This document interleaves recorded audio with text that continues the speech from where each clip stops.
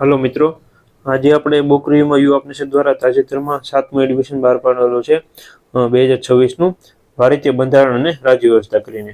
ઘણા વિદ્યાર્થી મિત્રોની કોમેન્ટ હતી કે આ બુકનો રિવ્યુ લાવો, તો આજે આપણે આ બુકનો રિવ્યુ લાવવા છીએ અને બીજી ઘણી પણ પ્રકારની બુકો જે છે એ નવી આવેલી છે 2026ની, તો બધાના રિવ્યુ આપણી ચેનલમાં આવી જશે. અહીંયા આજે તમને એક ખાસ જણાવી દઉં, ઘણા વિદ્યાર્થી મિત્રો જૂની બુકની કોમેન્ટ કરે છે, તો જે વિદ્યાર્થી મિત્રો પાસે ક્લાસ 3ની જૂની બુક હોય તો એની જોડે તમે સરખાવી લેજો એમાં શું શું ચેપ્ટર છે કે નહીં. આમાં થોડાક ચેપ્ટર અપડેટ કરવામાં આવે છે, એ પણ તમને હું આગળ બતાવીશ કે આમાં કયા કયા અપડેટ કરવામાં આવે છે, કારણ કે 2 વર્ષ પછી બનાવવામાં આવ્યું હોય તો 2 વર્ષમાં જે કાંઈ બંધારણના સુધારાઓ થયા હોય તે બધા આમાં અપડેટ કરવામાં આવતા હોય છે. પણ તમારી પાસે જો અલગથી તમે સુધારાઓ અપડેટ કરેલા હોય તો તમારે આ બુક લેવાની જરૂર નથી. બાકી બંધારણની નવી બુક તમારે લેવી હોય તો આ બુક સારી છે, આ બુક તમે લઈ શકો છો. અહીંયા હું તમને અમુક ચેપ્ટર પણ બતાવું એટલે તમને ખ્યાલ આવે. એની પહેલાં તમને ઇન્ડેક્સ બતાવું, જેથી કરીને તમારી પાસે જૂની બુક હોય તો તેની જોડે તમે સરખાવી લેજો. અહીંયા પહેલાં ઇન્ડેક્સમાં તમે વિડીયો પોઝ કરી અને દરેક ટોપિક વાંચી શકો છો, એટલે તમને ખ્યાલ આવે કે તમારી બુકમાં કયા કયા ટોપિક છે. જેમ કે અહીંયા પહેલું જે બેઝિક પરિચય આપેલો છે રાજ્ય વ્યવસ્થાનો, તેમાં કઈ કઈ બાબતો આપેલી છે. પછી બીજું જે આપેલું છે બંધારણનું ઘડતર અને વિકાસ, તો તેમાં કયા કયા કાયદાઓ આપેલા છે અથવા જે કાંઈ એક્ટ થયેલા, અધિનિયમો થયેલા તે બધા આપેલા છે.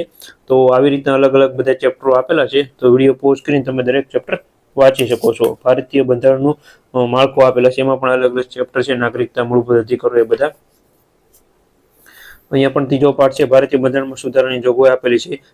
સંઘીય વિધાન મંડળ આપેલું છે, પછી સંઘીય કાર્યપાલિકા આપેલું છે, અને એમાં પણ અલગ અલગ જે કાંઈ રાજ્યસભા, લોકસભા, રાષ્ટ્રપતિ, વડાપ્રધાન એના બધાની માહિતી આપેલી છે. રાજ્ય વિધાનમંડળ વિશે માહિતી આપેલી છે, રાજ્યની કાર્યપાલિકા વિશે માહિતી આપેલી છે, સંઘ અને રાજ્ય વચ્ચેનો સંબંધ, પછી નાણાકીય બજેટ વિશે માહિતી આપેલી છે, કટોકટીની જોગવાઈ, ભારતમાં ન્યાયતંત્ર વિશે માહિતી આપેલી છે.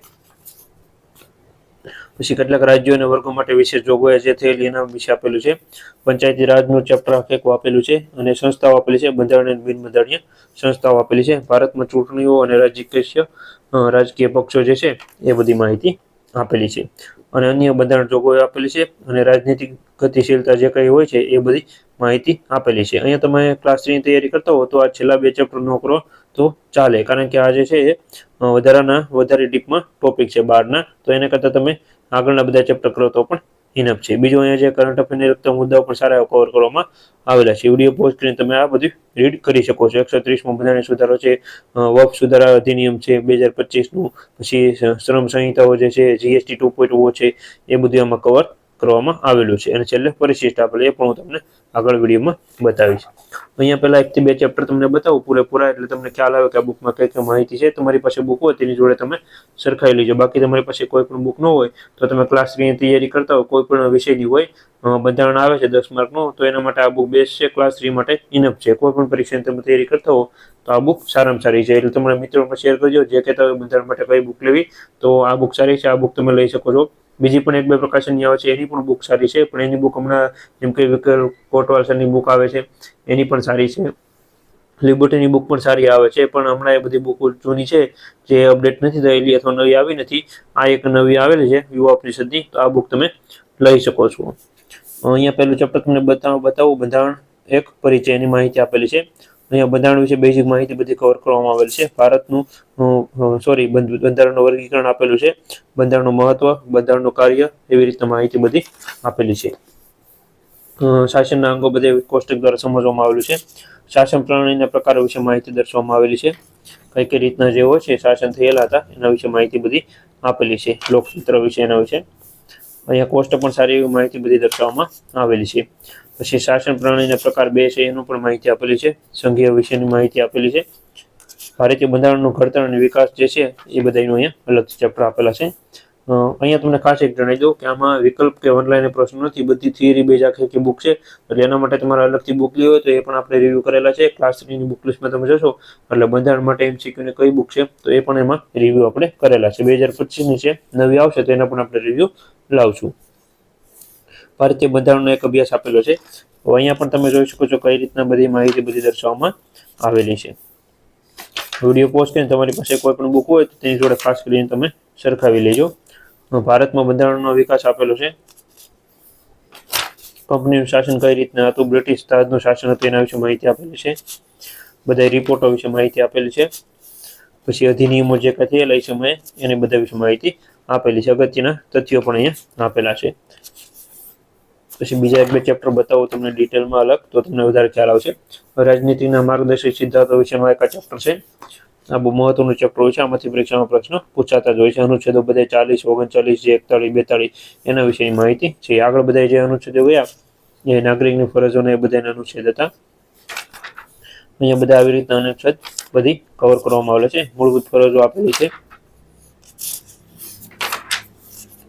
પછી ભારતીય બંધારણીય સુધારાઓ જે થયેલા હતા એ બધા વિશે માહિતી કવર કરવામાં આવેલી છે. એ પણ તમે જોઈ શકો છો. આવી રીતની એક સારી બુક છે.